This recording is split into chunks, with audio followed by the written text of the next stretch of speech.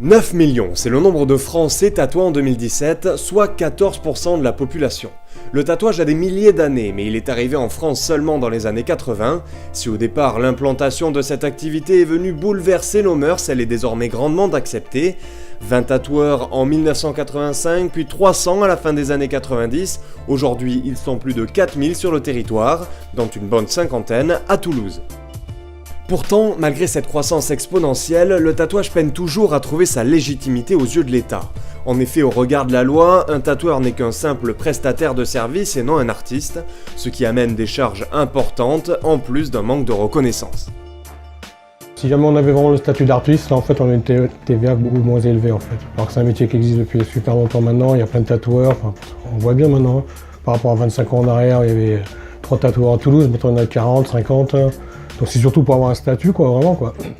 Face à ces difficultés, le SNAT, Syndicat National des Artistes Tatoueurs, a été créé en 2003 par Tintin, le tatoueur le plus influent en France à l'heure actuelle.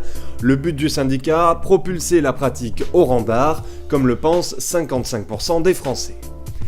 Avant d'aller plus loin, arrêtons-nous sur un a priori tenace. Les risques sanitaires, mis en avant par certains médias par souci de sensationnalisme selon le SNAT, ne sont que très réduits. Dans les salons professionnels, à moins d'être allergique, il y a très peu de chances que le tatouage entraîne des complications. Le véritable risque intervient lorsque l'on se fait tatouer chez certains privés.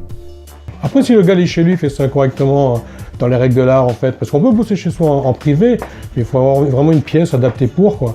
Mais bon, la plupart qui bossent chez eux, ils bossent tous à l'arrache en fait, donc il n'y a rien. Je ne sais pas comment ils travaillent les gars quoi. Et puis voilà, après, il y en a qui bossent super bien chez eux aussi en salon privé. Ça c'est pas un problème, mais la plupart, les 3/4, ils font ça complètement à l'arrache. Comme il n'y a pas de législation, il n'y a rien, et puis on peut acheter du matériel comme on veut, en Chine ou ailleurs, sur internet, ça va vite. Devenir tatoueur, ça ne s'invente pas, et si des formations existent, elles sont la plupart du temps très chères et très courtes. Difficile de se revendiquer tatoueur lorsqu'on en sort.